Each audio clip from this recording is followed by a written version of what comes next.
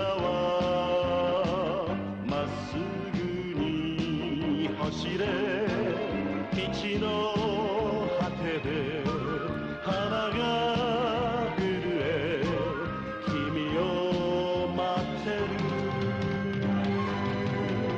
走れ走れ走れ進め進め進め急げ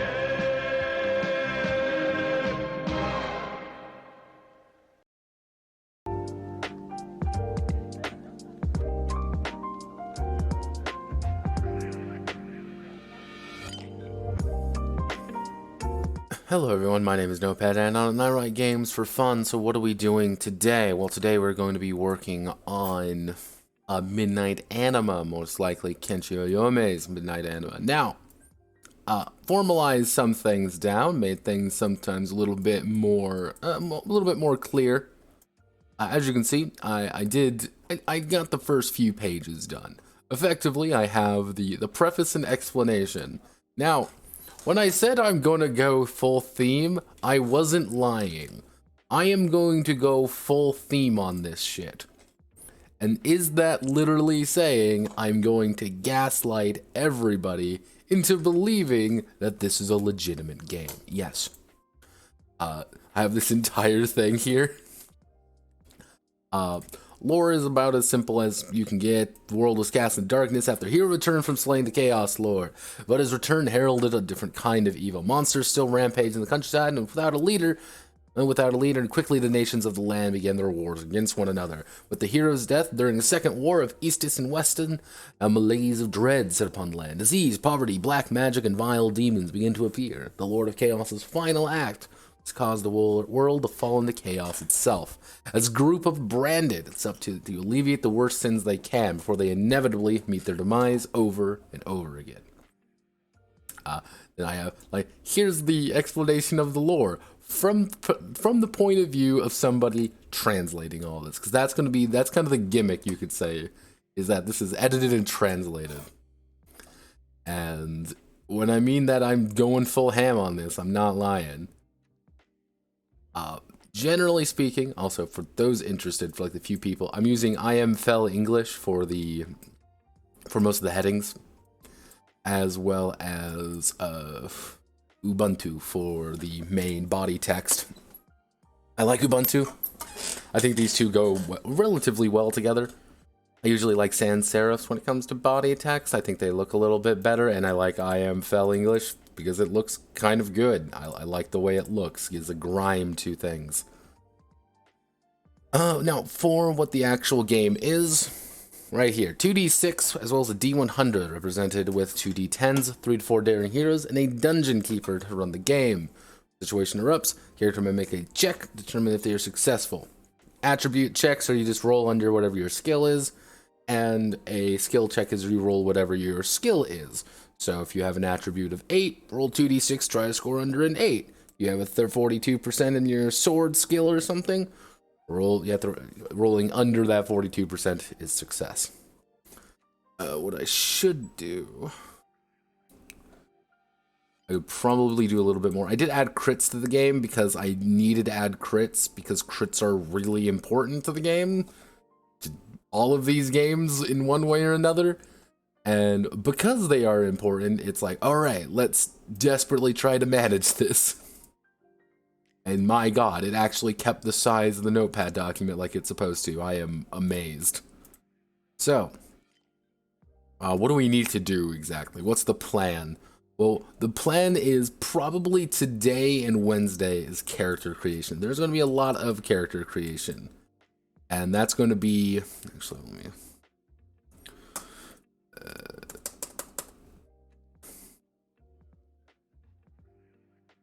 equipment, magic, and stuff. There's a lot of character creation stuff, and it's a lot of really technical little details. And those technical little details are things that are going to drag everything down just time-wise. So I'm kind of putting 2 days aside for it, simply because there's just going to be a lot of it. And let me just check. Somebody added me. What do you want? How are you doing? It's... Everyone's guts posting. It's always guts posting. So let's get to it. So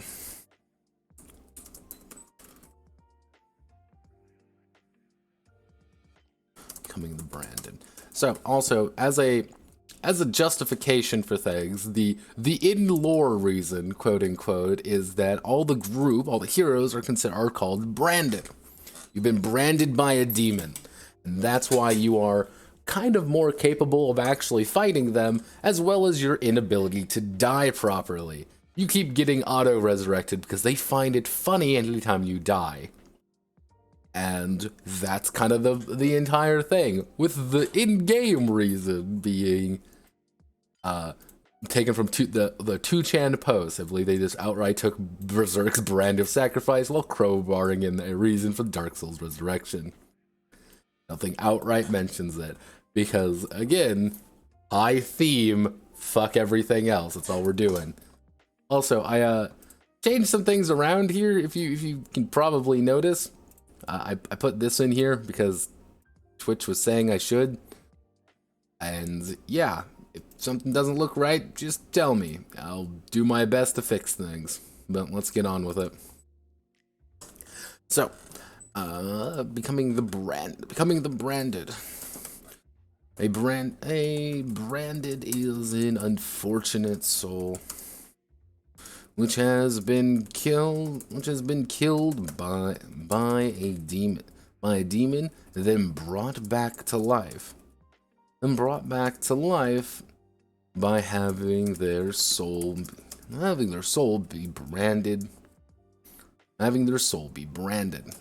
With the brand on both their skin and soul. Both on their skin and soul. The character, actually the branded is considered an outcast. Warrior. An outcast wanderer. Trying to fulfill their surviving by hunting demons. Hunting demons and fighting back the darkness across the land. Fighting as a branded, you cannot die. Every time. Actually, as a branded, the character.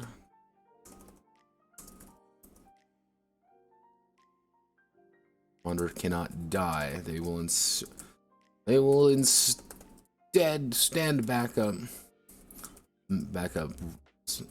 Let's see. The Wanderer cannot die. They will instead stand back up soon, with their wounds repaired, but their bodily integrity,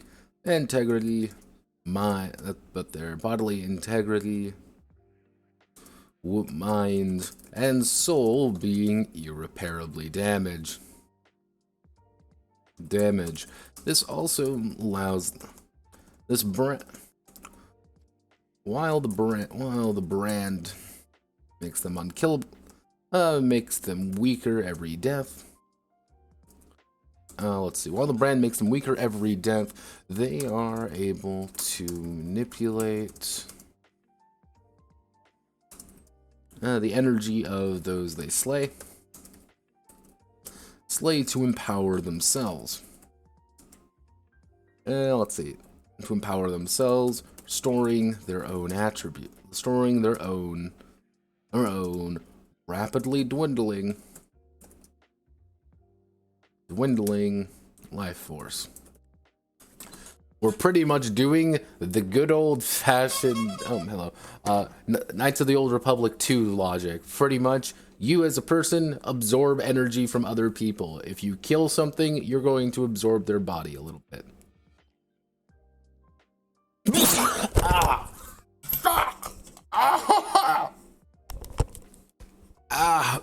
God damn it. Why? Oh, shit. Fuck. Alright, okay, a little bit of explanation of what just occurred there. Oh, ow.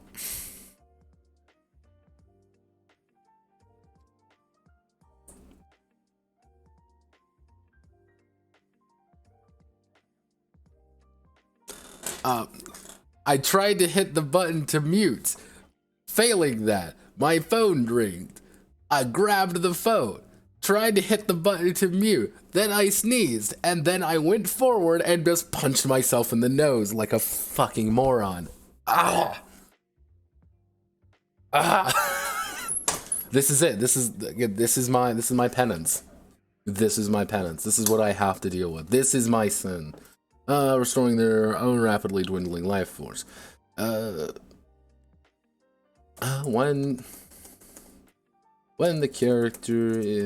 the branded is first created, they will choose a class.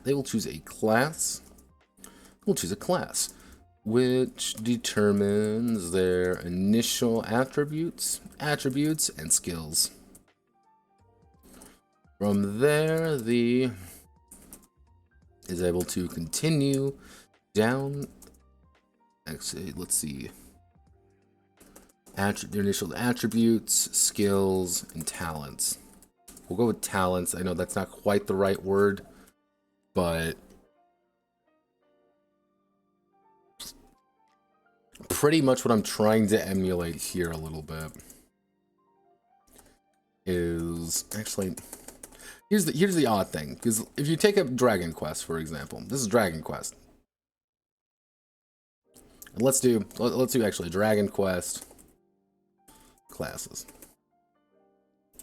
Oh, we have all our classes from Dragonquest. Wow, look everybody, look at all these nifty new classes.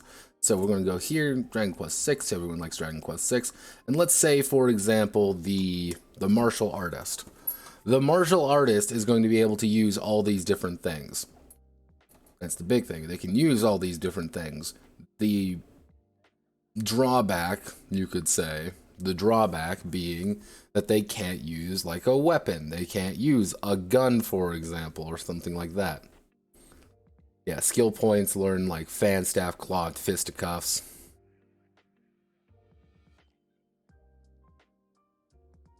This is the MMO. No, that's not the MMO.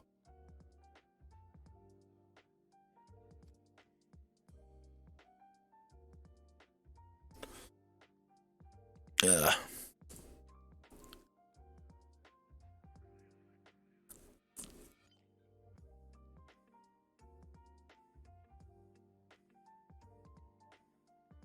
So yeah, I've been trying to kind of organize everything. Like, do we put it on? Do we give, like, how do I want to word this? We can give characters talents. See, we can give characters talents. In which case, the idea would be like, you can use a sword. You can use this ability. Or we can go all the way around, being like, anyone can use anything. It's just kind of like, do you have access to this? Both kind of make sense, and both also don't make sense. So it's a little bit messy. Because according to Dragon Quest logic, pure Dragon Quest logic, the mage cannot ever use any of the martial arts abilities because it's a class. It's a martial art class. So it's like, okay. But you can merge them together in some aspects, or you can at least level them up to become something bigger. Such as, you know, you end up with things such as like Paladin, which allows you to punch people really well as a martial artist, as well as a, you know, a martial artist priest, for example, allow you to use priest spells as well as normal abilities. So it's kind of that. What would let's think. Let's take a second. Let's think. What would Kenshi Oyumai do in this situation? Well, you want to give people talents. I think he would want to give people talents. to kind of help differentiate the classes. And talents. And that'll be like, you can use swords, or actually, no,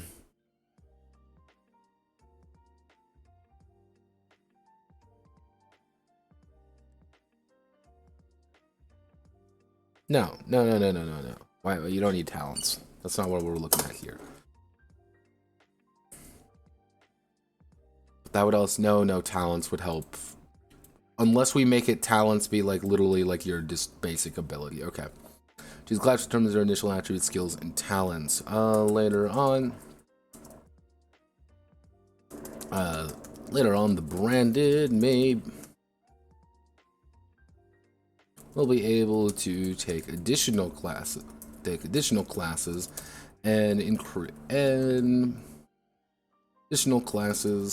or improve their current one. For additional attribute points, skills, talents. There we go.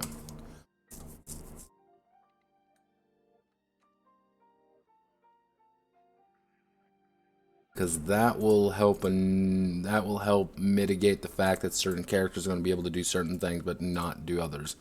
So yes, this works. This does work the way I'm thinking. Or I'm going insane. I don't know yet. Let's see. So the branded, so we established right away that they are a very certain kind of, that doesn't look right. No, that's correct. I don't know why.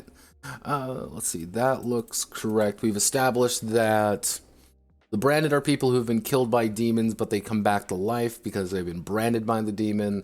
They cannot die, but their body will they'll go insane effectively, but they can mitigate the effects by pretty much killing enemies and gathering strength that way. Your suffering is your power. We want to make that really dramatic way of saying it. So since we've got that, we need to do the classes next. So classes. So I organized some of the classes, how the classes we're going to be using. So first things first, we have the warrior. Warrior is going to be our traditional fighter man. This is going to be his job. His job is to fight people, and he's going to hit people really hard. You have the martial artist, who's all about fisticuffs and pretty much using little abilities. He's all about punching people and doing his job really well. Mage is able to use a lot of the big magic spells. Priests are able to heal people. Thieves are really agile and they're more skill-based. Merchant is pretty much all skills, but with very little in the way of actual, combat use. Entertainers are skill monkeys. Shamans use glove magic, which is going to be the idea of, actually I should say gloves, talisman magic, which we're going to steal a little bit from Dark Souls here, and I can do that because this is definitely not a Dark Souls game, but I can totally steal from it. Which is the idea of a shaman is either going to have a glove on, which is going to be they're going to have like a glove that has like 2 spells on it. But those spells are going to be pretty consistent. You're pretty much playing a pyromancer. With the benefit of like you're supposed to use talismans as well. You use these little items you have as well as your glove. You have the very consistent attack and the talismans. Ranger is archer man because not a single one of these fucking games have an archer man in it, so I'm like, I should add an archer man. Bandit is going to be full-on no pain, no gain fighter. That's going to be your barbarian because I feel like putting a barbarian in. And then we have the Hadaka, which is literally just the deprived. And the deprived, Hadaka is quite literally naked. That's literally all it's going to be. It's going to be the deprived. You're going to have mediocre stats, no equipment. Go on, brave hero. Die gloriously. So these are going to be our base classes. As you can tell, these ones are from the fairly traditional Dragonquest formula. Some got a little bit merged, like the Gadabot. What's the fuck is Gadabout? That was it. the gadabout here, they kind of got merged in with there's like a bard class effectively, with also with the dancer class. These two kind of got merged together simply because it's very easy to do, and I'm not going to worry about it. And hopefully everything works. Ta-da!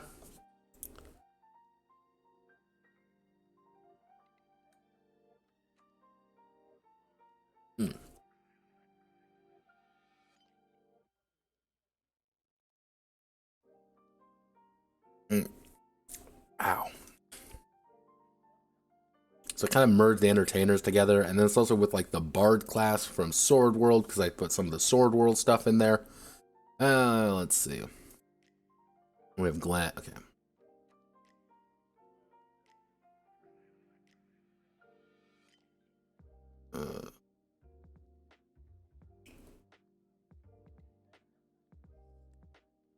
Okay, we're gonna have to do all our. I think I'm gonna go with the random roll with class bonus option. I think that's gonna be the right idea because it gives us a little bit more room to work with. So, classes. A class is a character's broad. Actually, is a branded.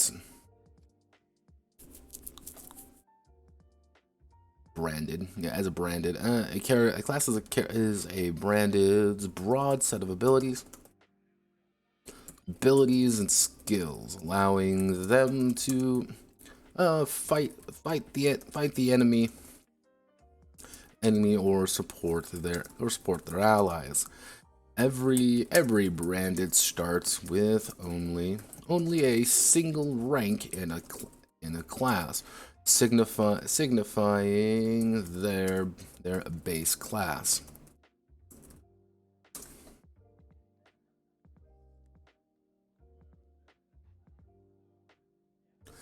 When the class is chosen, they will roll for their attributes using the class's initial setup, initial set. Choose a number of skills from the class, and finally record the set of talents from the class, and finally record a set of talents from the class. The set of talents of the class.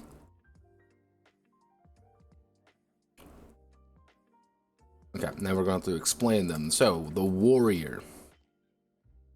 Brave and stalwart. The warrior is the front line of the is a frontline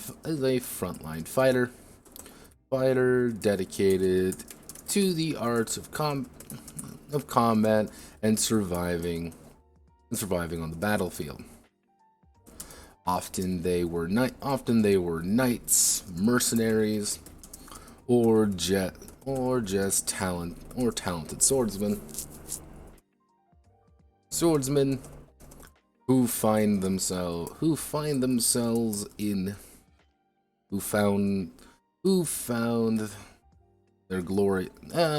their end at who perished in combat. They are very strong. Let's see. They're very strong, but lack the raw knowledge.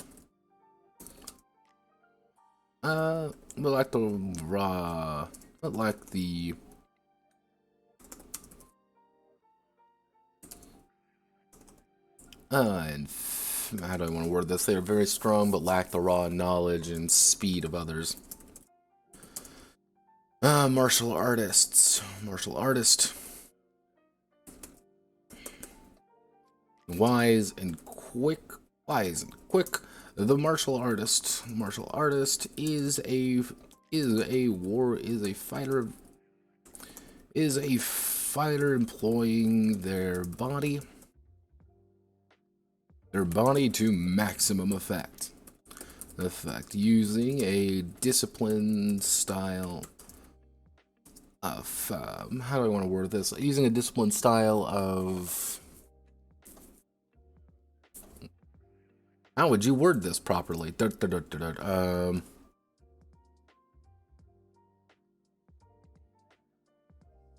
Hey, what's up? Just found your channel like last week. Joined the Discord. Oh, cool.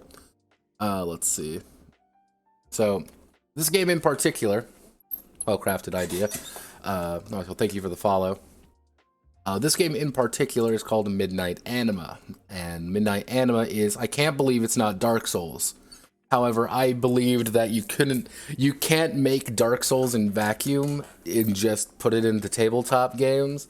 So I went back in time a little bit, and I am going to slowly attempt to adapt, pretty much make a Dragonquest by way of Berserk with a little bit of Kingsfield in it, and then update it to what 2022's Elden Ring Dark Souls thing would be like. It's a very convoluted way of saying it's going to be a Dark Souls game built for the table first, which is very difficult. Yeah, no, the Miro board is a mess. The Miro board is a disaster area, and we do not look at it for too long. Yeah, most of the Miro boards get a little bit nuts. This one spiked a little bit. I like to keep it inside of the box here. It did not keep inside of the box. But I have like most of the ideas kind of like in my head right now. I'm just trying to get all the classes set up. It is a 2d6 d100 system, which is you roll 2d6 under your attribute for basic checks, as I kind of say here, for simple actions and simpler results, while you use a skill check for complex thinking and detailed skills. So one of the things I use for as an example is going to be, if you want to hide, if something's coming around the corner and you need to hide, you're just going to make an agility check, effectively. You're going to hide behind the wall real fast and, you know, stay there for a second. That's not going to be complicated. Anyone can hide. If you want to, like, sneak around the guy and stab him in the back, that's going to be a little bit more complicated. Make me a stealth check. That's kind of the idea. Roll D100 for complicated things, 2d6 for simple things. If it seems complicated, that's kind of the point. It's also pretty much just the Megaversal system. Is it roll under like Warhammer Fantasy Roleplay? Yes. It is a roll under. I'm not insane. I'm not like fucking Wild Skies, where it's like a weird set D100 system. That's weird.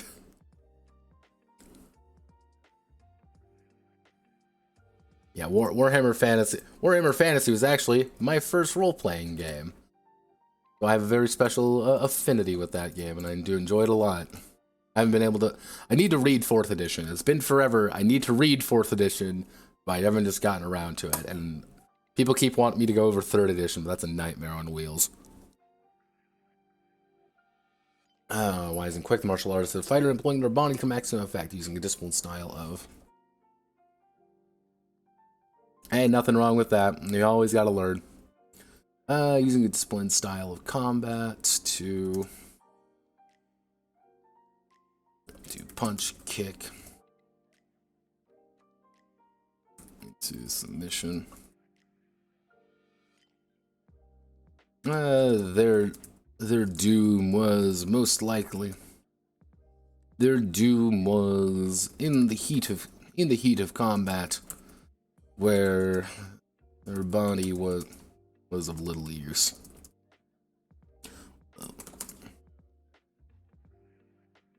Yeah, no, 5e is usually that's kind of the introduction to one these days. Though it's weird. I've been seeing this a little bit more common recently that OSR stuff, old school Renaissance, people have been playing that a little bit more, getting introduced to the hobby. I don't know if it's just boomers introducing people to it, or they just kind of see it and they want to be a little bit of a rebel, you could say. Try not to do that, but kind of depends on the situation. Oh, back please. Let's see. So a mage, strong in mind and speed. Right, but lack the endurance of others.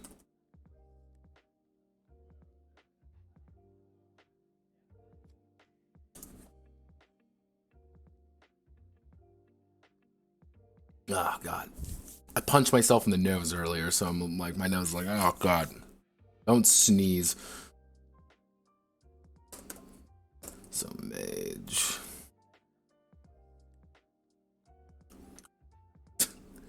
I was flailing. I had my phone in my hand, and I was like, I could feel a sneeze coming on, so I'm like trying to hit the mute key, and I leaned forward to try to hit the right key, and I sneezed, and I went forward, and I jerked my hand back. I don't know why, and I just decked myself. It was like, God, It was a comedy of errors. It was like everything was set up just right for me just to bonk myself like a moron. Let's see. The Winds of Magic. Actually, not the Winds of Magic. The magical energy. Magical energy of the world is able to is at the mage's fingertips. Fingertips, using them to manipulate the elements in awesome displays. And awesome displays of magical power. However, power means little when a sword goes through the thin cloths of the thin robes of a wizard, of a magician. Powerful in wisdom and fate, but their lack of strength is often their doom, often their demise. Because guess what? You're a mage. You're not going to be doing much. Your job is to blast people with magic, and you're probably going to die in actual combat.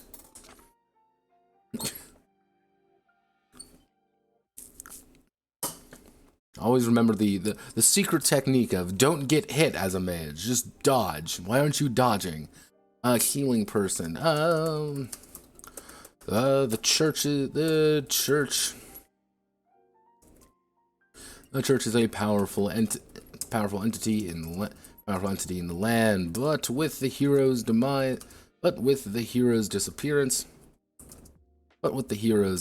death and corruption running rampant, the power of faith has dwindled.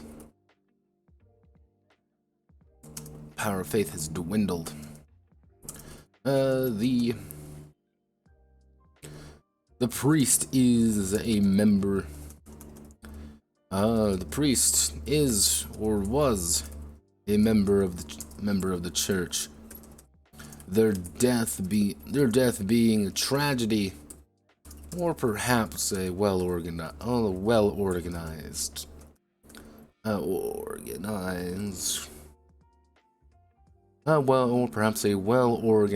situation for a particularly corrupt priest, the corrupt clergyman.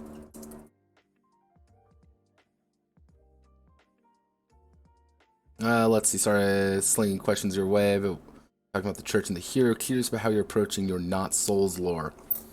Not Souls lore is very simple. Think Dragonquest by way of Berserk. That's the best way I can kind of think about it.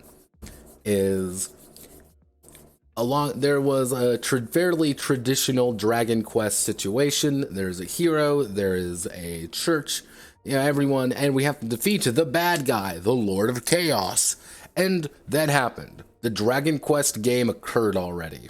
The not Dragon Quest game had already occurred. The problem is, it ended. And then with no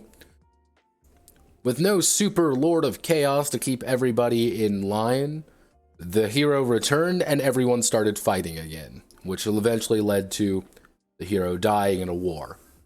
A foolish war for no reason. Thus, everything has kind of went to shit real fast. To give you the idea of how deep the lore is, it's this. This is the entirety of the lore. Because one of the things that I'm doing in this game is that this is all a translation of another game. This is a translation of Kenshi Oyumai's Midnight Soul, a game written in 1995 and kind of brought up by people on 2chan. Which led to this, this is all the lore I could find, and there is more, but nobody knows what it is. It's like, who knows? Like something. It's kind of the thing that I'm trying to get across is you have the lore of the game, which is, hey, the Dragon Quest is done. It's pretty much Dragon Quest Berserk mixed together with a little bit of Kingsfield in there. But there's also kind of what I'm trying to do is have the meta story, which is like, this is a game that is lost media. And I have found it, and I'm translating it, and I'm bringing it to you right here, right now.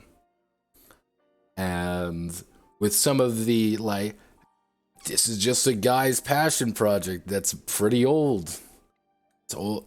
Which was inspired by things like Dragon Quest, which people kind of use and we want to do Dark Souls stuff with it now. Hence why I have prototype guts here. Kind of an example, because I did the math on everything. Just to give you the sheer amount of autism this project went into. It's a lot of things like this. What would he be inspired by in 1995? What would he be knowing about? Well, he would need to be, by the time he's in his 30s for 2008's Demon Souls, he would probably be a lot faster. He'd want these really simple games, and he'd have a lot of more JRPGs coming out.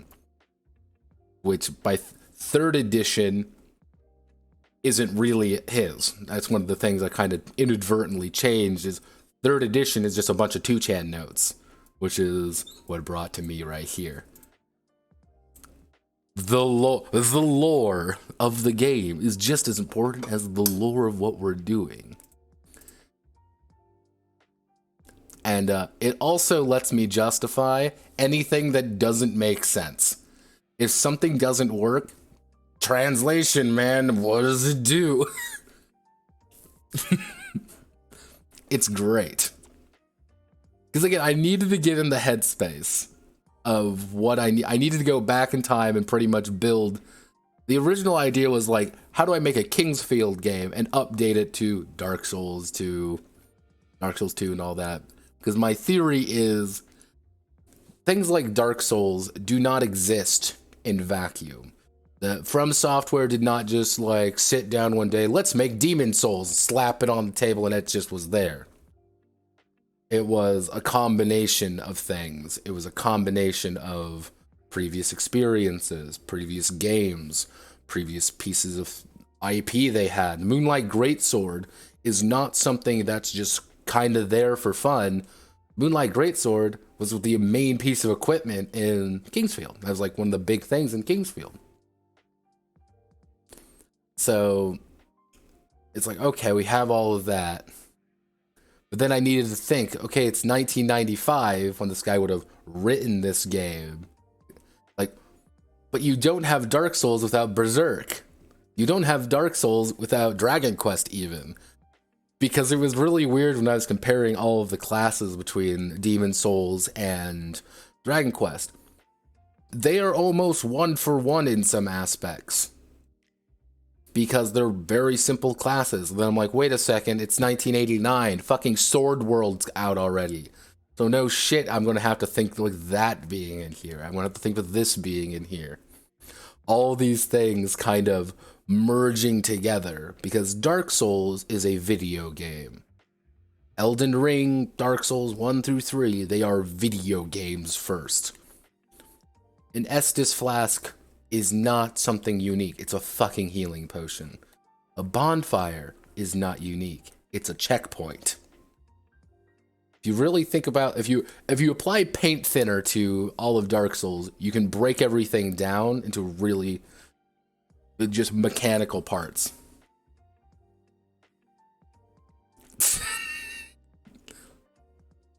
Oh no, it was just me taking a walk.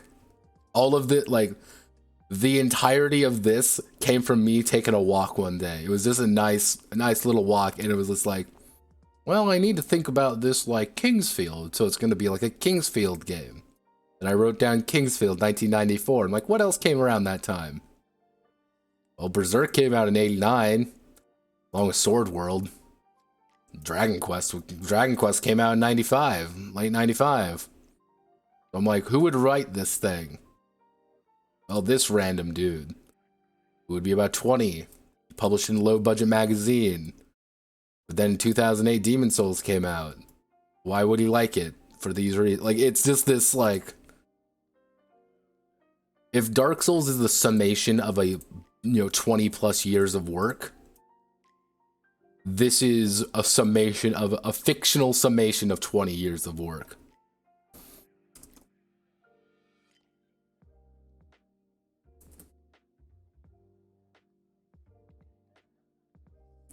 Wisdom at the cost of power. A thief.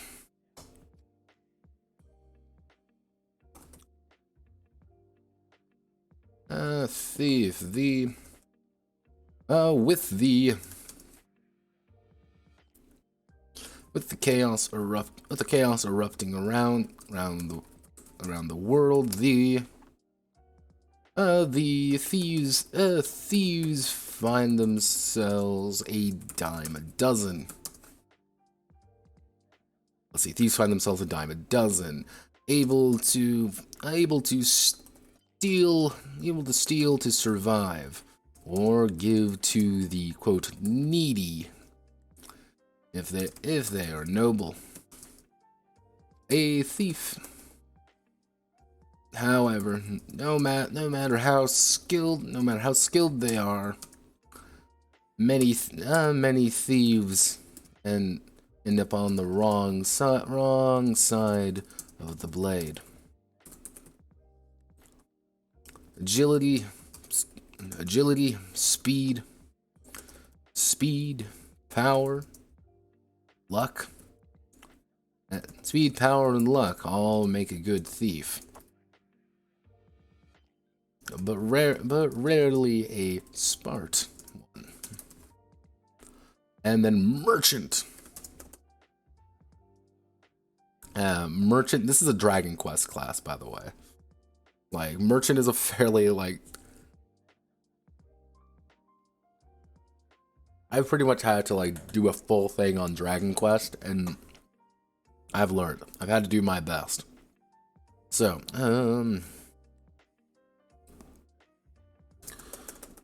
those struck hardest.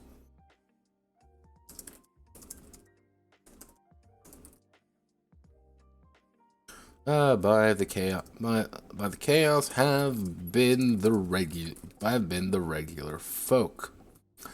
Merchants especially, as roads become more complicated to travel and goods more valuable. Many merchants meet their ends bleeding to death. Let's see. Many merchants meet their end bleeding to death on the side of the road. Merchants may not be the strongest, but they have the skills necessary to survive. Pretty much, the idea behind merchants is that they are mass utility. In Dragon Quest proper, a merchant doesn't really have good abilities necessarily, but they have the ability to find shit. You're going to get more money by having a merchant in your group than if you're not. I think it's like a 15 or 20% bonus to finding gold, which is very good, because money makes the world go round. Money! Let's see. An elegant dance. A quiet strum of the lute. Or even a bellowing song. The song is the sign of a true entertainer.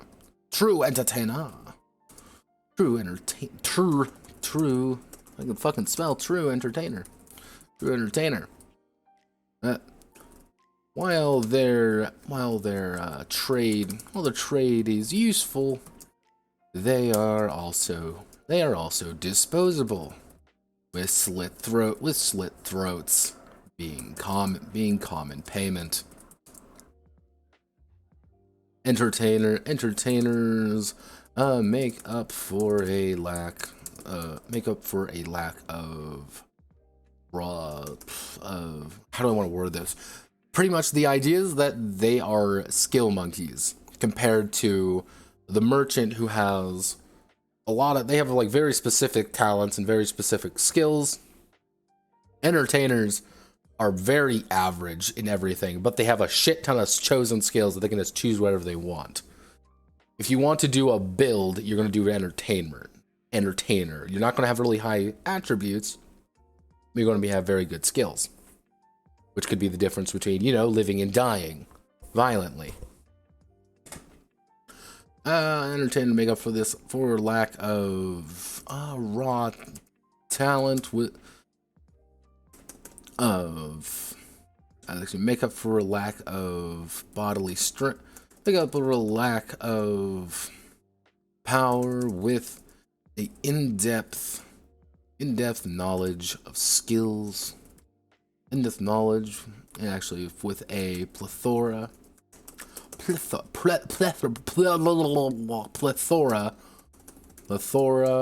skill. With a plethora of skill. If I can fucking speak.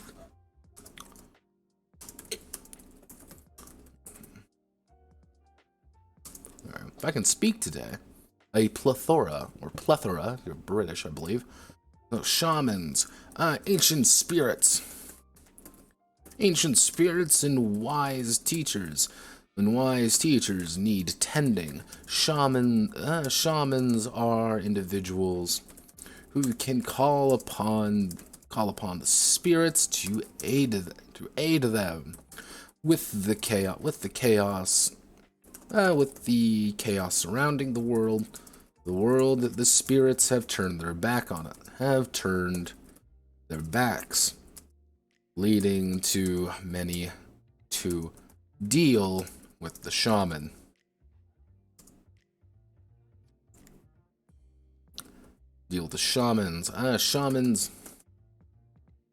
Shamans employ a number of skills and talents while balancing their martial prowess. Because, fun fact, everybody, hello, Charismatic Canine, if you've ever actually watched something like Goblin Slayer, for example, Dwarf Shaman is from Sword World. That's where the shaman actually came from. I believe it's Dwarf Shaman.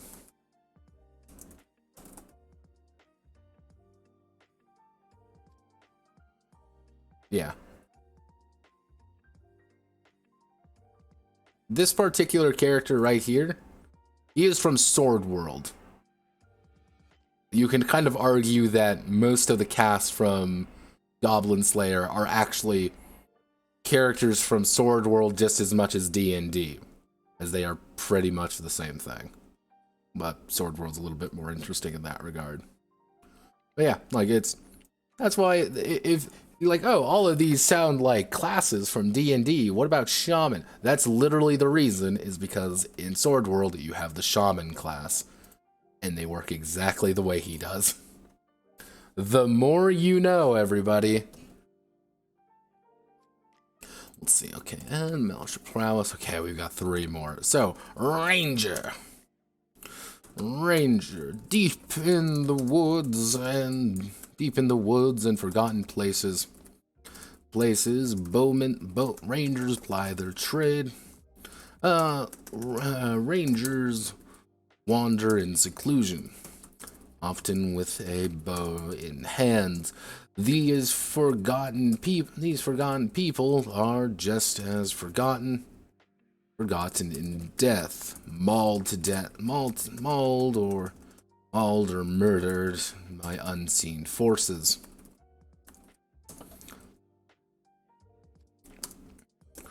Rangers have a good amount of skills, and physical abilities, trying to avoid the worst of the world. And finally, we have Bandit Man. Bandit! Like Bandit!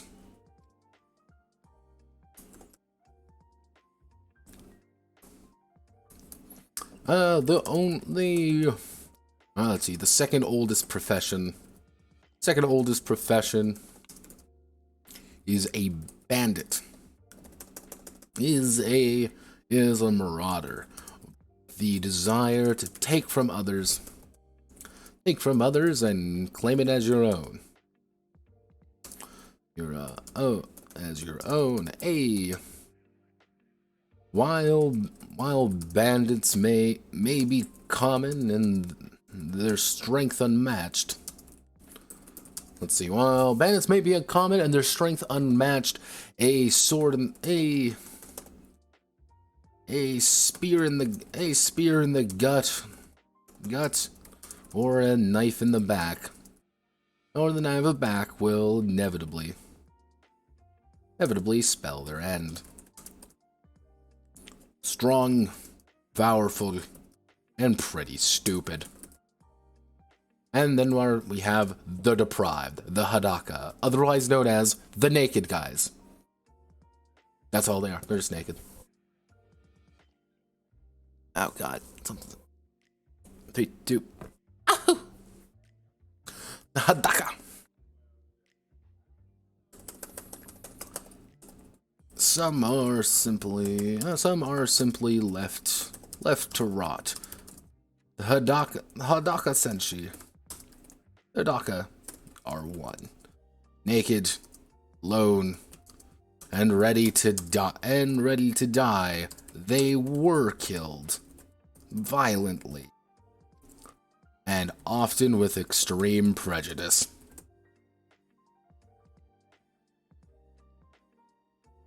They are perfectly average, representing their innate weaknesses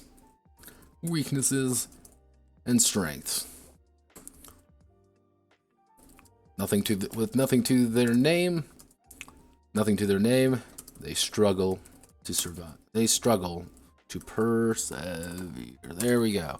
All of the classes summarized. That's what all the classes are going to be like, and then we're going to paste that right there. And select you. The branded branded. This is gonna be annoying because that's the title of what the characters are, the branded. And I'm gonna have to fix these all up to make sure that they look the exact way I want them to. Which, to the point where I may put these all in a singular, like a box almost. Oh, I don't need you. Kind of make these like a table almost. That could be fun. No pain, no gain fighter. Obviously, as well, I'm going to organize these alphabetically, because you should always do that, because alphabetizing things is good, unless it's really important you don't.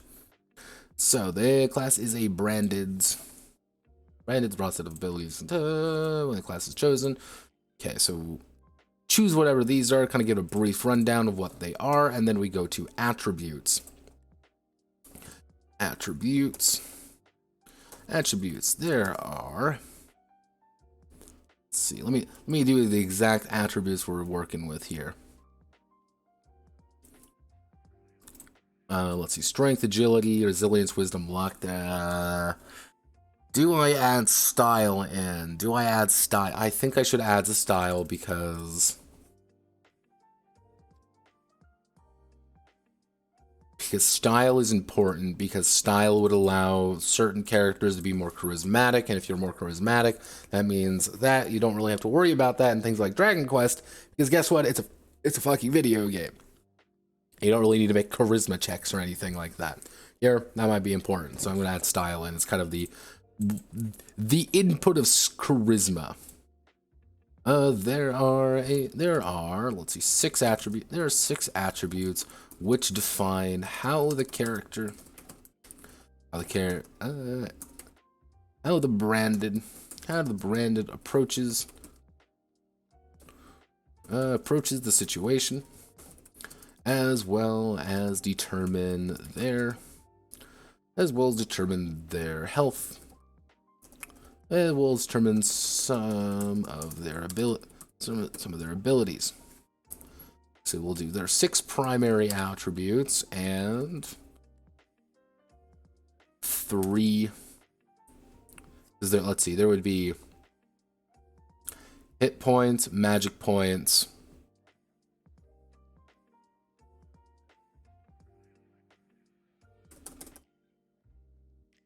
actually, let's do, yeah, there's 6 primary attributes. 6 primary attributes define how the branded approach to the situation will determine some of their abilities. These primary attributes, let's see, these primary attributes will always be rolled against. Let's see, these primary attributes will be rolled against, allowing the branded to succeed or tragically fail. Certain actions. Certain simple actions. Quick, you need to hide. Make me an agility check. I have an 8 agility. Oh no, what am I going to do? I'm going to roll 2d6. I rolled a 7. I can hide.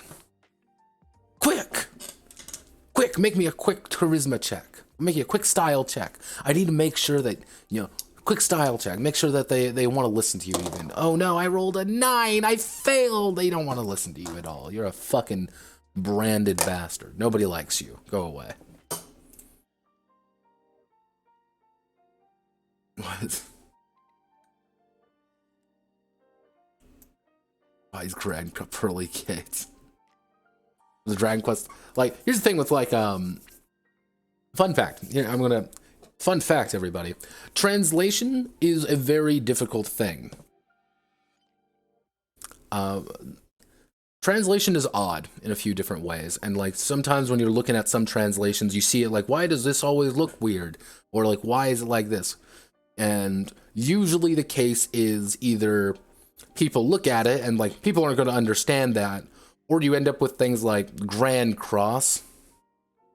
Like, Grand Cross has a cross in it, and then people are going to get mad, and then people are going to get scared. So Pearly Gates is fine. Like, oh, it's Hassan. People aren't going to understand Hassan, so it's going to be Carver. We see that all the time. Hell, like my friend, I've told this story before, but my friend in college, I had a roommate in college. His name was Hassan. He was from Saudi Arabia. You notice Hassan, and he was from Saudi Arabia. They gave him the name Jose because they didn't think that people would they just didn't think. Why are you doxing your boy Hassan? They honestly didn't think that he would be able to integrate with people because he had a Middle Eastern name. So he was Jose, which was even funnier. And he was cool with it. Like, we called him both, and like no one really cared. But he was a good guy. He was a nice guy. Want to smoke weed and fuck white girls. I can respect. I get him like the hustle, man. I can understand his Sigma grind set. But yeah, people get really weird when it comes to Middle Eastern names. A lot of things. Fun fact. Like in Japan, they're not really too concerned about it. I am amazed they let the Fate one get through. I'm amazed half, like 95% of the Fate things get through, but I digress. I'm waiting for Jesus to show up in Fate. That's going to be my one. Let's see. Okay, our random roll bonuses. So we've got all of that. Certain simple actions. So let's do agility. Strength, style.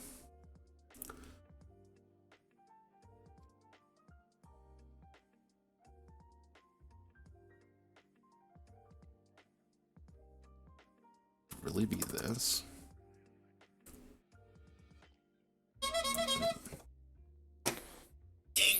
Hello, phone. What do you want to tell me? What's up?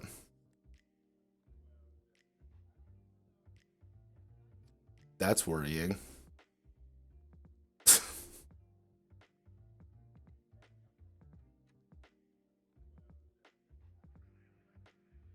Listen. Love you to death, Mom. You're a great mom. I love her. Sends me random text messages. Clown world. Yes, we must understand Clown Town. This is an essential thing. It's great. I don't know what you're talking about.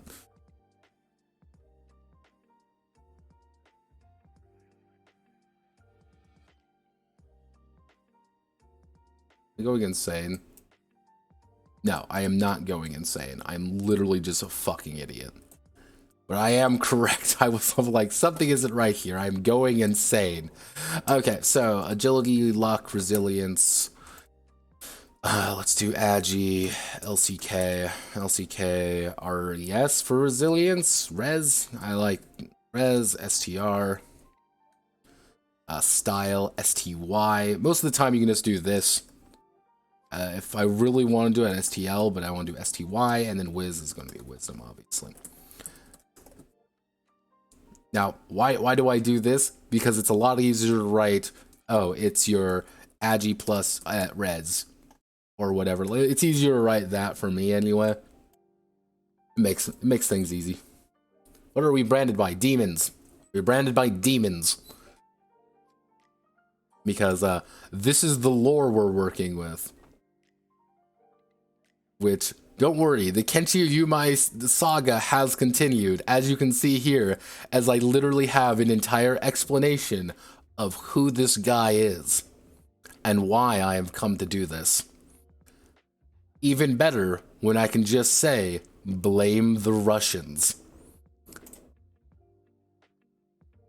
I'm like, yeah, sometimes, but it's like, you do it for one, you gotta do it for the others, like luck and like strength and stuff. So it's like STR, style, it's easy.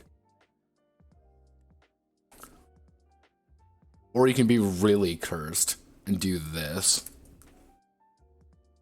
That looks weird to me. LCK looks a lot better. See, or I could do... In Woof Me Out, the one I went over on Saturday, they did 4-letter abbreviations, so it'd be like Agile, Luck, Resi, what was Strength? I think it was STRE, Still, Wisd. That's what it is. 4-letter abbreviations are cursed. Hey, I confirmed my own existence. I confirmed it. You can't... No one can doubt my sanity. I am alive. Everything is fine. I have video evidence. Literally, that's going to be the entire thing. I'm just going to try to gaslight as many people into thinking that this is a real game. No one can find it except the Russians. Because I put in enough things here to doubt everything. That's the best part. Okay, so Tries to confess certain simple actions. Agility. How fast and dexterous. How fast and dexterous the branded is. Luck. How lucky. And how lucky and blessed by fate. Blessed by fate. Branded is. Just raw luck. That's all it is. You need to make a luck check. Come on, give me that luck check, baby. Resilience. How strong and tough. Actually, how tough the branded is. Right. How strong and brawny, even though that's a little bit shitting on OSR for so long has been fully converted now that our DM has given no vor powers. No. Why do you do this to me? Strength. How strong and powerful the branded is. And style. How stylish and charismatic. Charismatic the branded is. And wisdom. How wise and intelligent the branded is. There we go. Which, fun fact, everybody. My friend, my good friend, he's not in the server. Very fun guy. We'll call him C. C is a fun man. I love him to death. He's a great guy. He asked the question the other day. He asked the question, why isn't wisdom intelligence linked? And there was a very long debate, and it was like, the cycle continues. It begins again. Okay, let's see. So, what's the plan? The brand's push to red.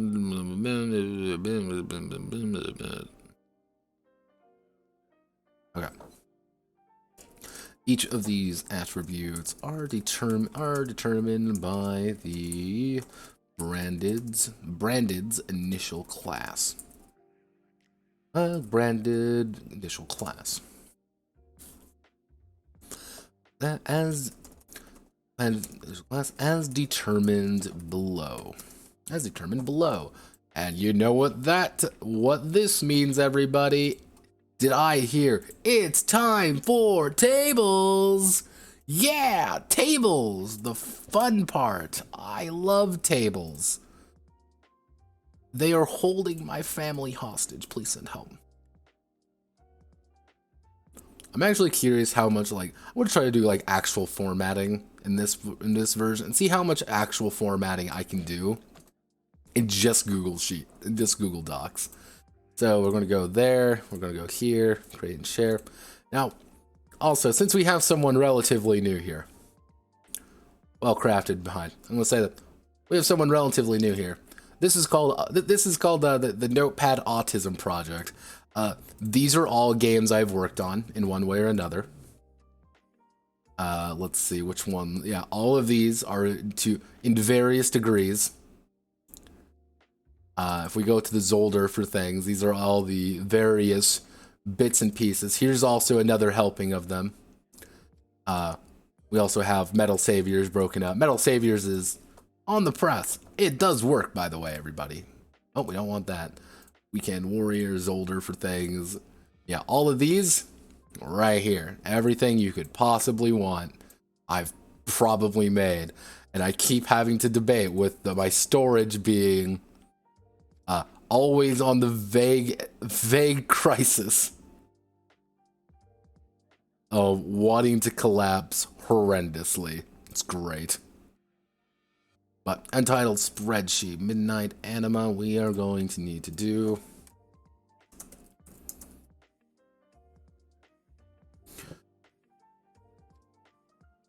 Table time. It's like table talk, except show me.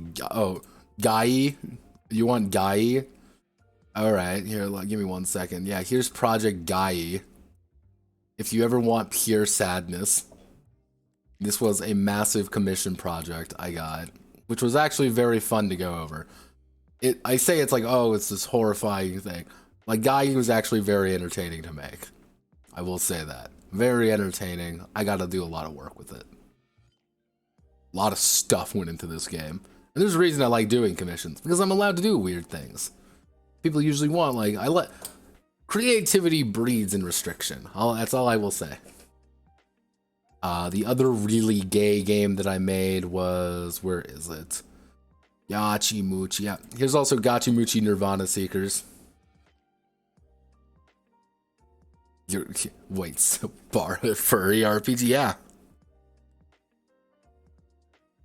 Yeah, the Bara Furry RPG. Yes, someone paid me actual money to write the unofficial tabletop role-playing game for Gai. I'm legally obliged. Yeah, here's Gachimuchi Nirvana Seekers, which is literally born from one person saying, "Hey, why isn't there a gachi RPG?"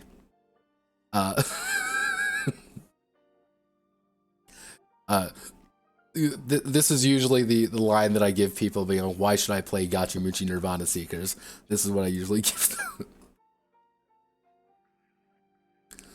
Yeah, is it a hardcore exalted tier wrestling game about half-naked men trying to break from the cycle of guilt? Yeah, pretty much. So, yeah. Again, I found a niche, unfortunately, and that niche is gay men. And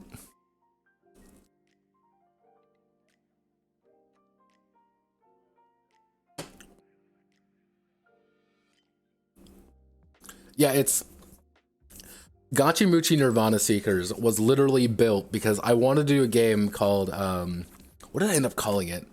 It was Exalted Litany of Creation. That was it. Which was a Exalted game I wrote for. It was kind of like just an off-brand Exalted game, because I said, like, I love Exalted, I love playing Exalted, I did a massive campaign in Exalted, we still talk about it today, me and my friends, and I wanted to do some more Exalted stuff. But Exalted, it was the new version, it was the new thing, the simple version, Exalted Anima, I think that was what it was called, I can't remember off the top of my head, was coming out just as I was going to start doing it, so I'm like, fuck, I can't do it. And then then a Brazilian friend, yeah, Exalted Essence, that's it. Then a Brazilian, funny you mentioned Brazilian. A Brazilian friend of mine, and we were speaking, and he said, isn't it funny that we see a lot of these games about, again, like Thirsty Sword lesbians and stuff. We see a lot of these games. Why isn't there any, big gay ones? Like, why isn't it just two men just going to town? And then the joke was, why isn't there a Gachimuchi RPG of muscular men doing muscular men things? And I'm like, well, I already have this thing right here.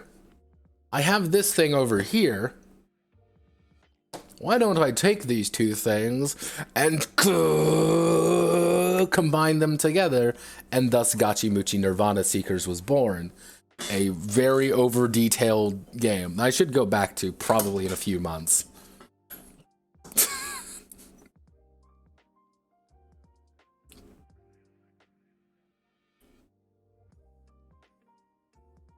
I always find it amusing. That's all. I can't say anything else. I find it amusing that sometimes people have a bad tendency of forgetting.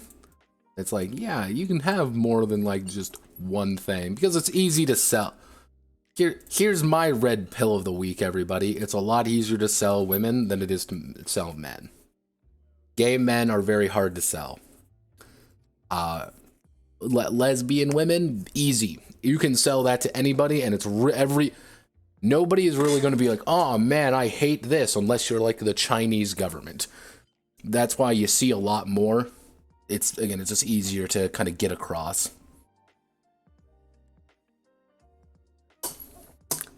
Let's see. So we need to do class.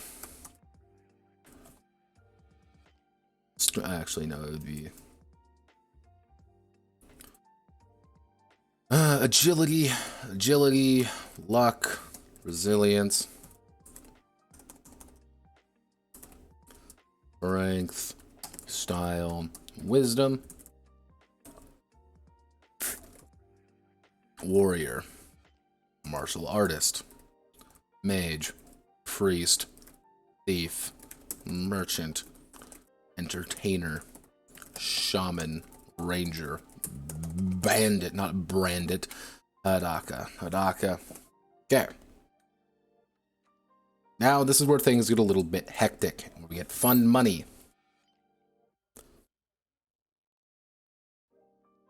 Fujoshi Revolution inbound. Yeah, no, Fujo's my friend in high school. Fun fact, my friend in high school, lovely girl, loved her to death, very nice. She was a hardcore Fujo, but the funny thing was that she didn't want to admit it. I remember once she's like, "You gotta check out this anime." I can't remember what it was. Like, "You gotta check out this anime," and I'm like, "All right, I'll check out the anime just for you." So I did. And the logo up front was like, oh, okay, there was no female characters in the show at all, just very handsome men being handsome at each other. And I actually looked into the series. I actually Googled it a bit. I'm like, that logo, initial logo, like that sound looked really familiar for me. They were the hardcore yaoi subdivision of a visual novel company. And the game that they had adapted into the anime was the hardcore super yaoi thing. I'm like, holy shit. But don't worry. It was like, oh, you ever just...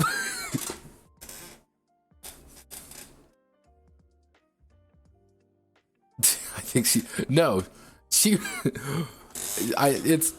was an anime fan in the Midwest. Let's just say that. Yeah, anime fans in the Midwest, and when you say, I like anime, she's like, I do too. She's like, do you want to watch Death Note with me? I'm like, I guess. I like Death Note. Golden Kamui is good. I need to finish the series. It's been a while. I need to read the manga is what I need to do. But I'm a filthy anime only, and I can't be trusted. No, this was another girl. Hassan, he was in Idaho. Okay, so I need to check. Since most of these are going to be about D6 based, Warrior is going to have... What are we looking at here? Let's do... Actually, if we do this, let's just do this. Oh, Jesus. Select you, scroll over like this. Select all of you. You're going to break horribly. Yes, you are. When you do that. Select all of you. Go down like this. God damn it. Do what I want you to do. Go down like this. Cool. Okay. This is where things get a little bit complicated. Now we have to distribute these correctly. Now, most of the time... So let's actually break this down. So, good skill, so good attributes. Let's say they're going to get a +5 at the end of the day. Decent attributes. They're going to get a +3. And then, like, mediocre attributes are going to get a +1. Something like that. So, a warrior might get, like, a +1. Since we would consider him to have good attributes. So it'd be like this. So he has good attributes by virtue of being able to, he rolls 1d6 for everything, for all his attributes, but he gets a 1d6 +2 on his resilience, strength, and +1 on his agility. Martial artists, they get a +2, +1, +1, +1. Attributes aren't really their priority. They get a good spread.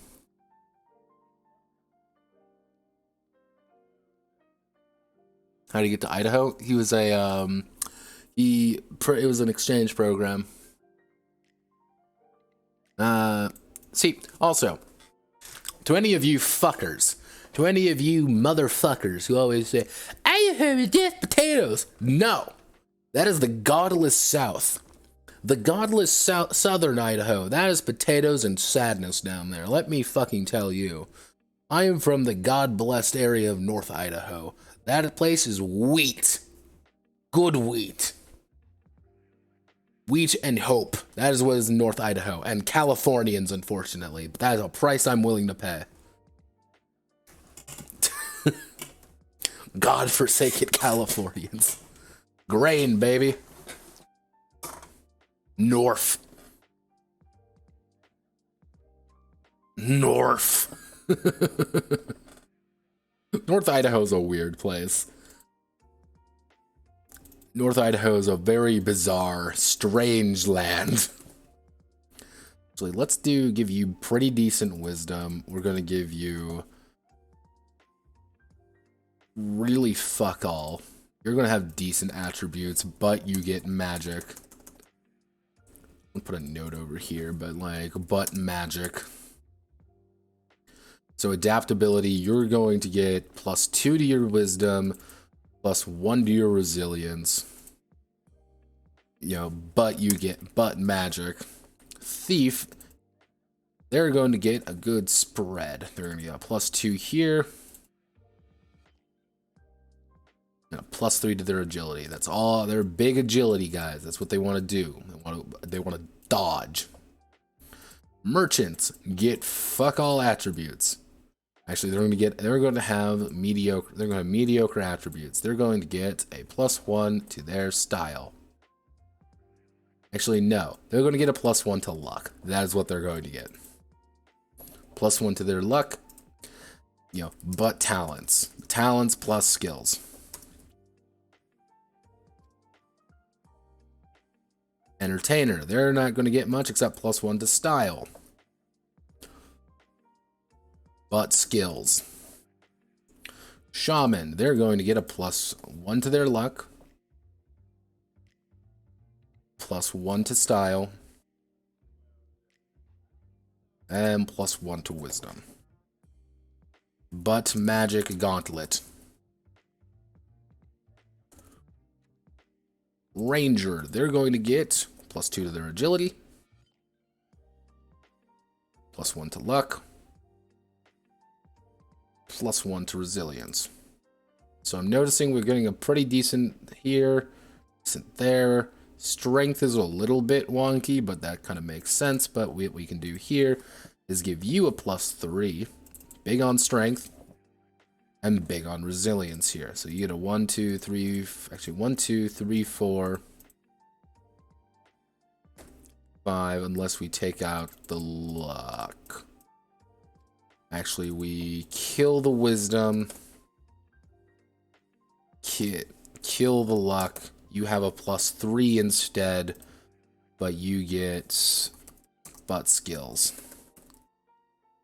Bandit gets +5, but they're pretty much bandits, and you get a actually what we can do is they get a 1d6 to everything, but they get an extra d6 to any attribute. There we go.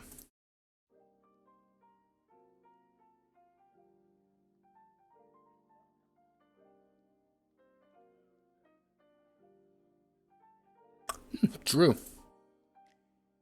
Now what we can do is we can scrap warriors there and put them in. See, if I wanted to do it right, I could give them +1 to style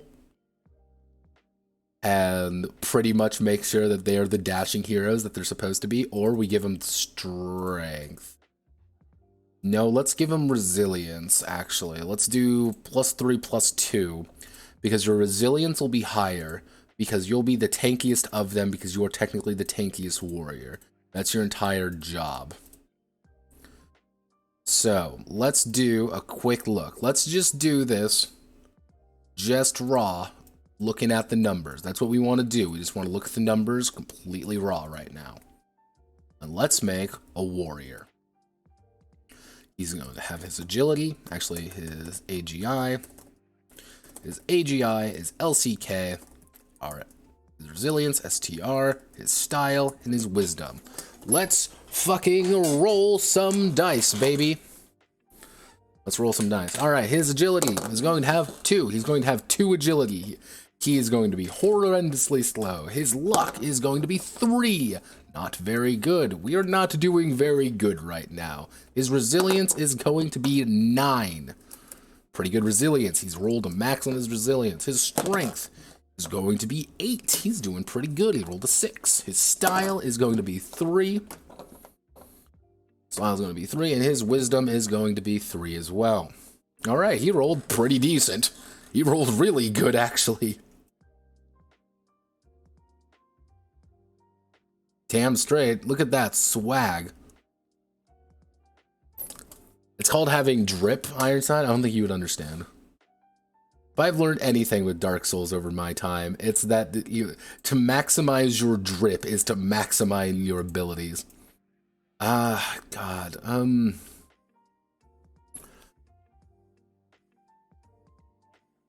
That does feel low. I mean, if we can make everything, we make everything 2d6. 2d6 is going to average out about 8, because that would be that's kind of the goal. Because if we want to average thing about 5 to 8 with an average of 6. And you do not average at 6. You average at like fucking 3. That's okay. We need to bump up the attributes a little bit. If we do something like 2d6, 2d6, 2d6, 2d6, 2d6, 2d6. Let's just do, for example, let's just do a 2d6 roll. So this is 1d6 warrior. And this is going to be warrior 2d6. Again, I want to get an average of about 6, which is a little bit low. God, I'm stoned dead. Which is a little bit lower than average on a 2d6. So, alright, right off the bat, we're not doing too hot. Agi of 8. Luck of 6. We rolled a... He rolled really fucking terrible on his resilience. And he continues to roll terrible on his strength. Okay, maybe this will work. Style is going to be 9 because he rolled a 5 and a 4. And we've got a 10 on his wisdom. So that does roughly average out. Because if we do 2d6, actually any dice... I'd average out about 7, which 5 to 8 range. I think that works. I think I'm okay with that. Find 1d6 replaced with 2d6. Because if we do this, average is going to be about 7. If you have with the plus 1, your average is going to be about 8. And with the 3, your average is going to be about 10. Alright, yeah, no, that works. That works.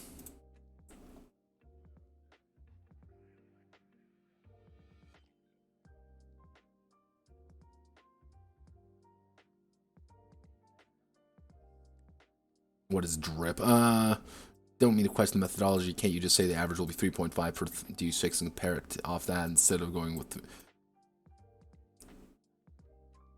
Yeah, it's pretty much what I like to do when I like just to roll, because the idea is it's kind of a bit of game feel.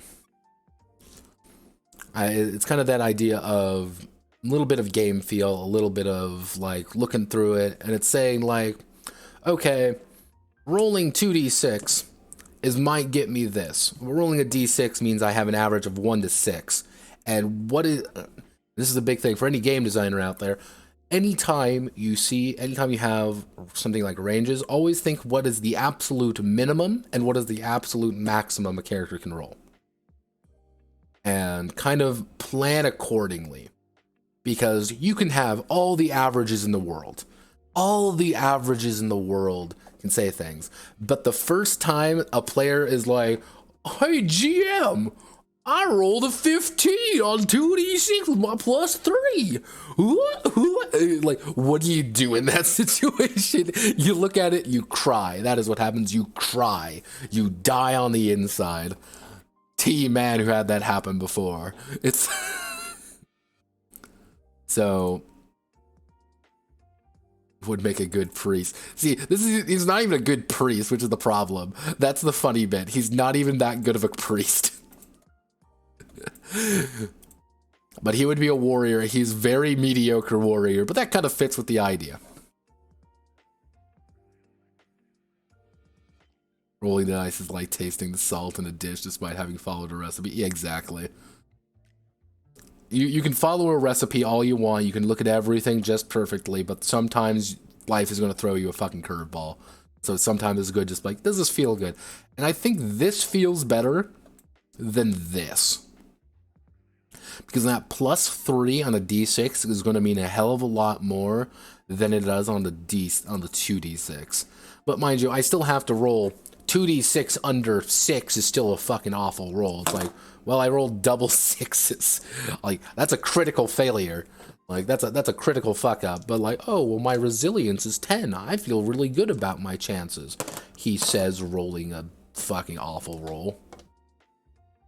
And, having that higher, having those higher attributes could be good. But you might also take a penalty to things, which is something I'm going to have to probably write in. Okay. Think smart. Plus no ones for sale. Yeah, I think that'll be I think that's also a very beneficial thing. Like, at the bare minimum, you're gonna roll a 2, which is not good, mind you. But that is literally, yeah. If you have a 2 in something, which if you think about it, because what I wrote in for criticals is that if you roll dubs, on anything, if you succeed, it's a critical success. If it's a fail, it's a critical failure. So, if you have a 2 in an attribute, you roll double 1s, you are going to critically succeed. By all accounts, somehow you managed to succeed. That's literally going to be the interpretation. Like, by some fucking miracle, you managed to not die. But yeah, this is good. Because that's also one of the things, Ironside, you mentioned before, why doesn't he reclass? Which would be a good idea for him. He should reclass. And his next level, he might pick up the priest class and boost up his wisdom and stuff. So I could see things like the ranger feeling a little bit weird. He has 5, I don't need that. Ranger can feel a little bit odd. But I'm hoping the ones with like lower base attributes are going to be better because they have skills and talents and extra d6. The Hidaka can technically get an 18 in something, but he is pure chance. That is literally all he is. He has no hope. He gets an extra d6. That is all he gets. So we'll paste unlinked. Ubuntu. That looks really weird, but I guess it works. Which, actually, no, we need to do that. We need to click U. We need to go here, sort ascending. Here are branded's initial class.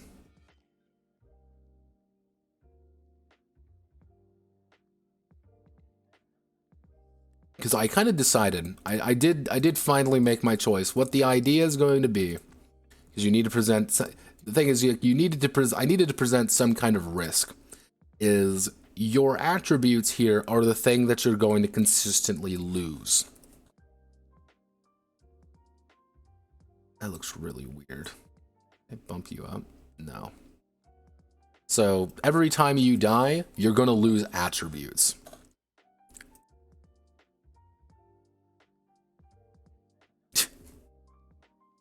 Ranger Monster Tamer. I looked and I tried Ironside. I tried to put in fucking Monster Tamer. That thing did not work. Nothing I did. I sat here for an hour the other night looking at it, just staring at that fucking page, and Monster Tamer did not want to work. It's just because of the economy and how things are kind of adding up. It's like, fuck. How do you work? Why won't you work? in theory, you could do it. Like pretty much once I get to combats, once combat kind of gets sorted out, I can get a better idea of how it's going to play out. If it works the way I think it's going to work, and everything works properly, there's a chance I can bring in Monster Tamer. If not, it's like, you aren't going to work properly. It really depends on the action economy. But anyone bringing in like here's my ally, here's my like a slime ally that I have, you fuck over the action economy. And once the action economy gets fucked, use Pokeballs and summon them for one attack.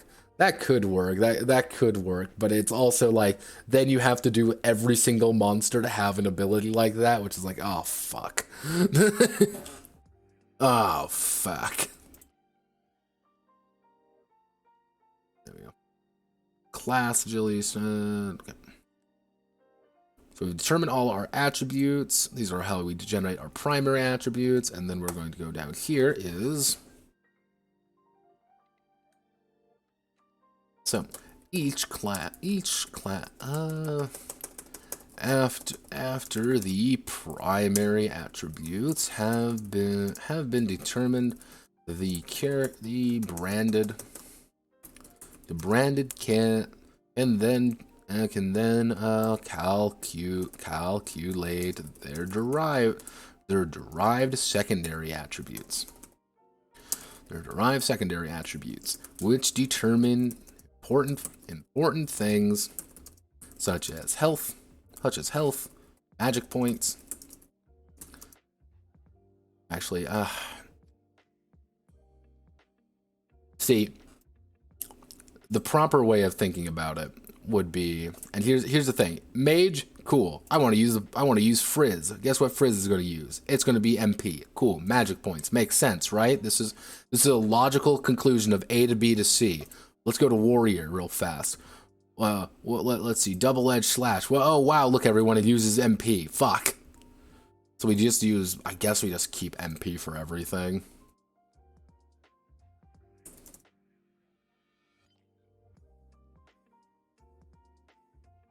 Yeah, like magic power. I guess magic power could determine it. Or if I really wanted to be a fucking asshole, what I could do is call it BP and brand power. You have no magic or like spirit points. If I really wanted to fuck with everybody, it'd just be spirit points.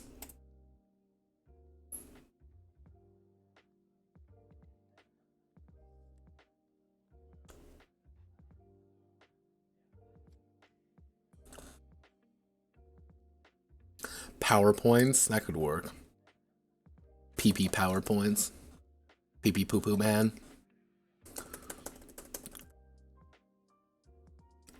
Have no fears, my PP points. Well, let's think about this real fast. Let's close our eyes here, and let's go. What would Kenshi do? This is, instead of what would Jesus do, is like what would Kenshi do? Kenshi would probably have MP here, but second edition, would he change it though? Because Demon Souls didn't have magic. You just had the catalyst.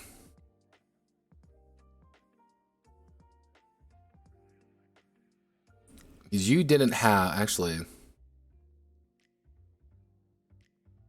Yeah, you didn't even have like you didn't have magic or anything. You had magic slots at this point. You still had the magic slots system. It was the magic points or spirit, like what do they call it? Spirit points. Dark Souls 2, was that it? I'm trying to think about it.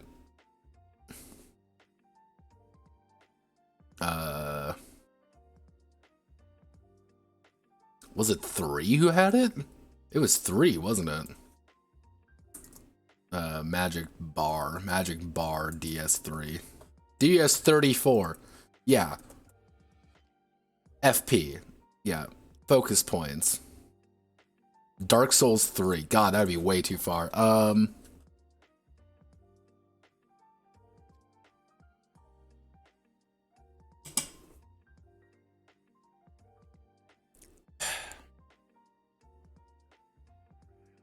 Year's 1995.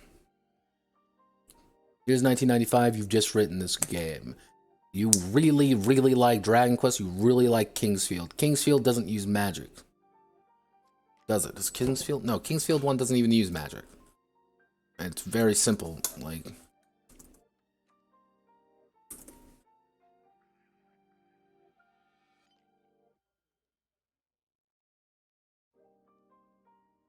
Does it have magic?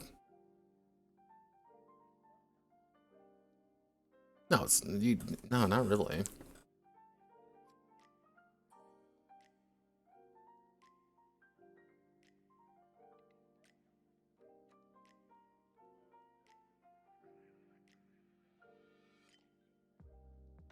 No, you don't even use it. You just depends on what you have.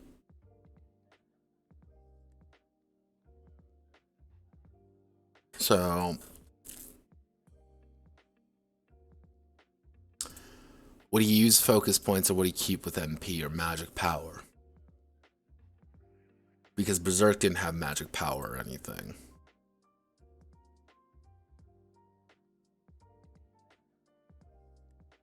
Year's 2008. He rewrites the second edition. Does he keep magic power? I think initially he would have magic power. Second edition, would he have magic power still? DS8 uses a spell slot system. Demon Souls uses spell slot system. He still likes the original though. He likes his Dragonquest magic power. He thinks it's a little bit more efficient. Div 3rd edition, otherwise known as 2-chan edition, would they keep that ability or would they use focus points instead because that's what something they enjoy because they're using that and they can use it for battle arts. I think they would shift to focus points. Shift to focus points at that time. Okay. So, important things such as magic points, such as focus points, FP. It's health points, HP, focus points, FP.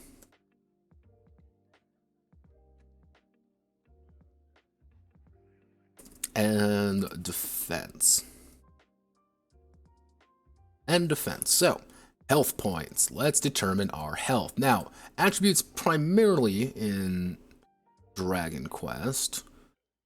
Deafness, Steel and I, we don't need charming, magical mending, magical attack. This is something we're gonna have to worry about later. Health points are what is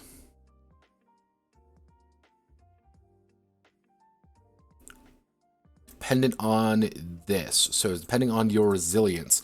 So we can probably do resilience value time, you know, so it'd be like resilience times 3.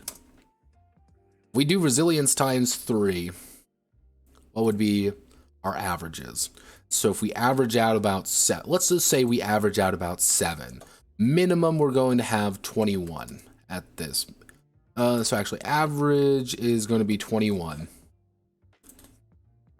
Minimum we have is minimum is 3. That is actually the minimum is 6. That is literally you roll 2. You roll 2 on a 2d6. While max would be 12 times, actually max would be 12 times 3, which would be 36 health, or 15 times 3, which would be 45. Which would be 45 health. So these would be your health values with this. Or we jack it down, and then minimum would be... If we do that, minimum would be 2 times, it would be 2.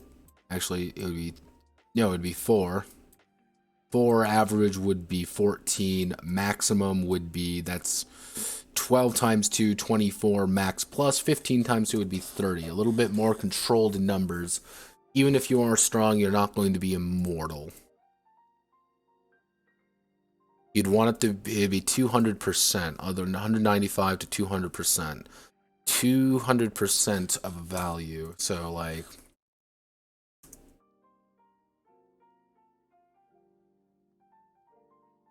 That'd be double. Okay, so he wants to double it. That's the idea. Okay, so, yeah, okay. HP equal, you know, health points. Health points. HP equals your whatever your resilience is times 2. That's just what it is by default. This resilience times 2. Focus points. FP is going to be your wisdom times 2. Yeah, alright.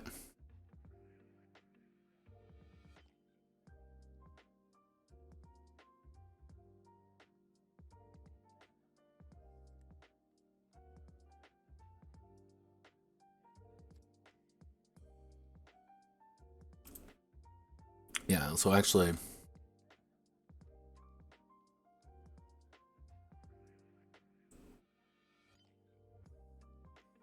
yeah, so it actually, if we want to, we can bump it up to wisdom times 3, which would have about the same values, but you'd have higher values, but we can burn it a lot faster. That's kind of the idea. Or here's the cursed option. Curse option, everybody. We do it depending on the class. Like health, it would be like health points. Actually, no, let's keep it like this. Everything costs like one, like very low. Okay, yeah, focus points. So we do this and we can give certain enemies, we can give certain allies or enemies values like that to help determine it. What kind of derived attributes are we thinking of?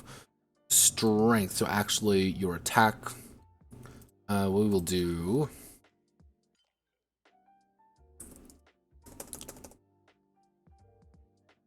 magical might, your value. Actually, we'll call it your magical might,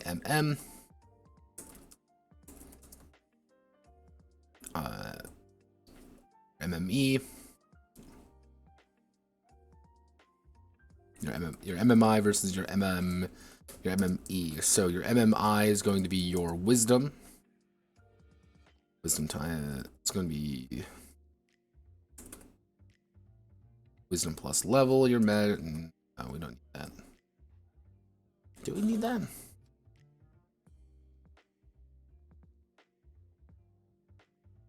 Tell me more, tell me more, tell me more.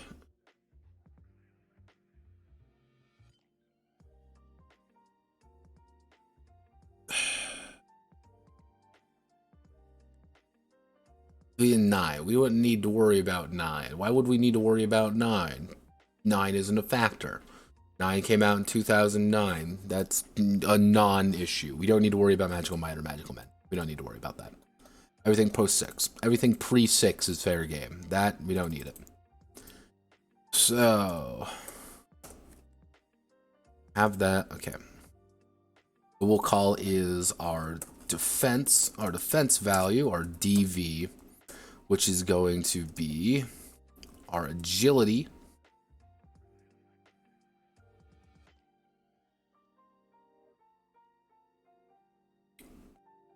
Actually, here's what we can do. Here's the cursed option. We do armor value. Actually, no, we call it, God, how do we want to do this? How do we want to do this? Because we can do defense value, which would pretty much be our armor class. This would be kind of like a 2-hit almost, which we can call it as agility, agility minus armor. And then we have like defense and then like another defense value, which would be resilience plus armor. So this would be like armor value, AV versus defense value, like dodge value. Like to get hit, I need to succeed against this. To not get hit, I need to succeed against this. This is kind of a weird one. I'm going to keep this as kind of open. That's going to be the basics of it. So, do we have anything else that I need to think about? Dark Souls attributes. Actually, demon, it would be actually Dark Souls attributes. Stats. Tell me your stats. Tell me your stats. Physical defense, magic defense, fire defense. what I could have now. Physical defense, PD, which is going to be your resilience. It's going to be resilience divided by 2 plus armor.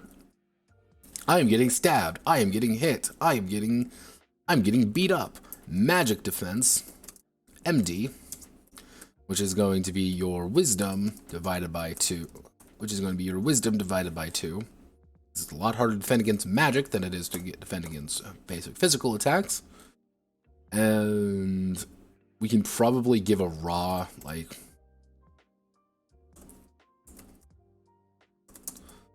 PR, which is going to be resilience.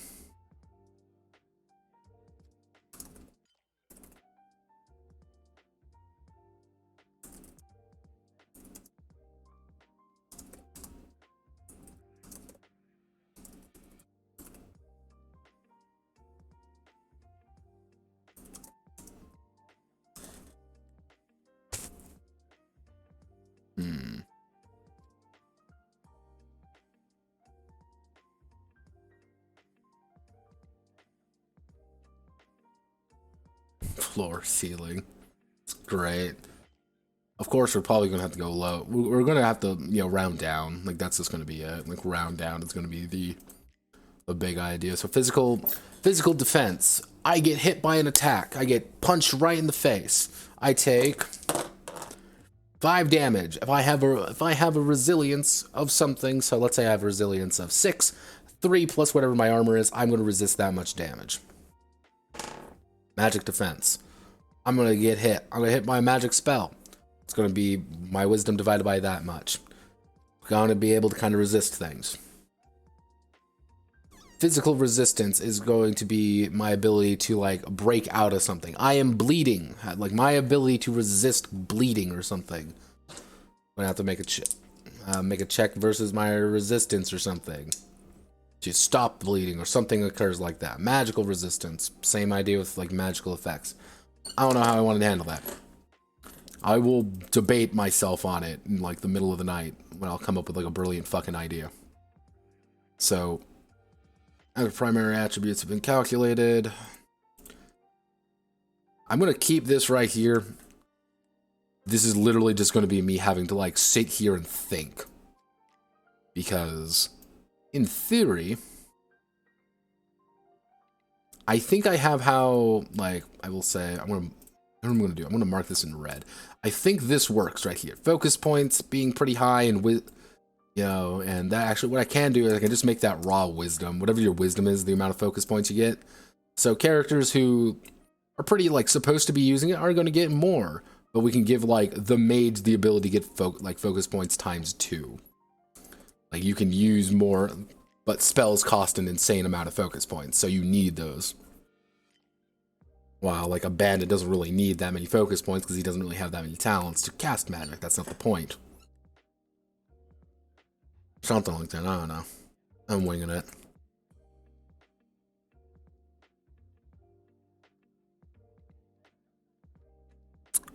Man, I barely know how I'm going to do combat.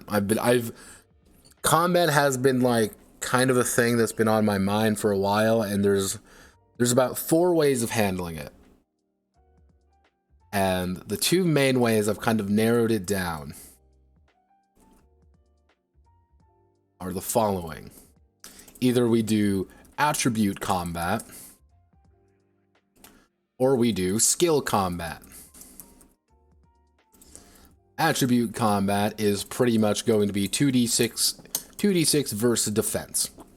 At the end of the day, that's what it's going to be. It's going to be 2d6 versus their defense. And it's also going to be something like 2d6 versus their attack. That's kind of the most basic breakdown of it. I'm going to hit you. Your defense is 8. I need to roll 2d6 and beat your 8. I rolled an 8. Cool, I'm going to hit. And then, like, a warrior or something is going to get a +1 or something like that. Kind of that idea. Or, oh no, you're going to attack me at a difficulty of, like, 12. I need to beat a 12 or I'm going to get punched in the fucking face. kind of more Rifts-esque in that regard.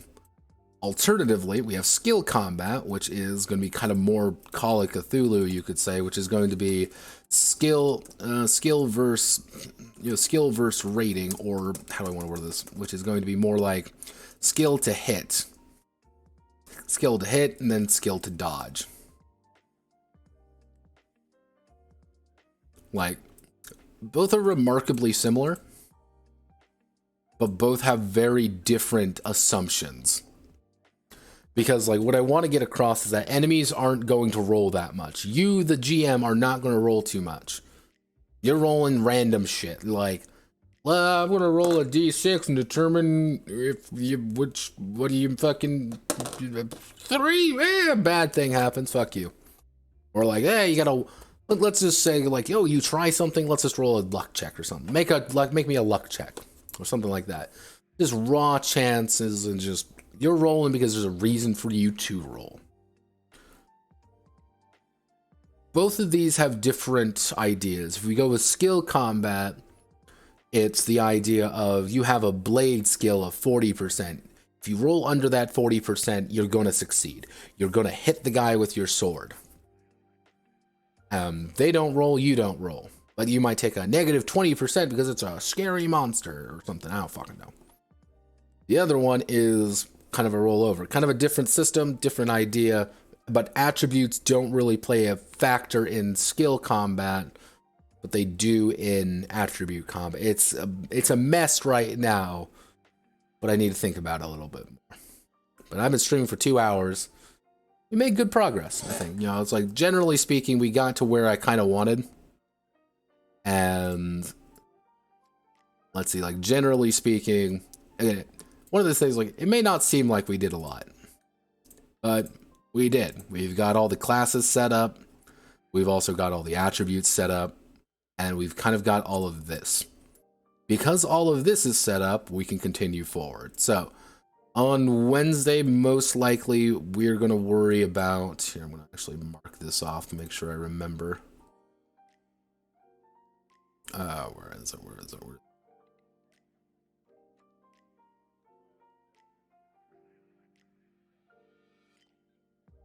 Where is the text format option? I always forget how to do strike through. Because it's not the way you think. That's the weird thing. Okay, it's format text, strike through is Alt-Shift-5. So we've got that. And we got attributes. So we need to do skills and healthish, sort of. Or more accurately, like derived attributes. What else do we need? What really else do we need for character creation? Not much. I think we got that pretty sorted out.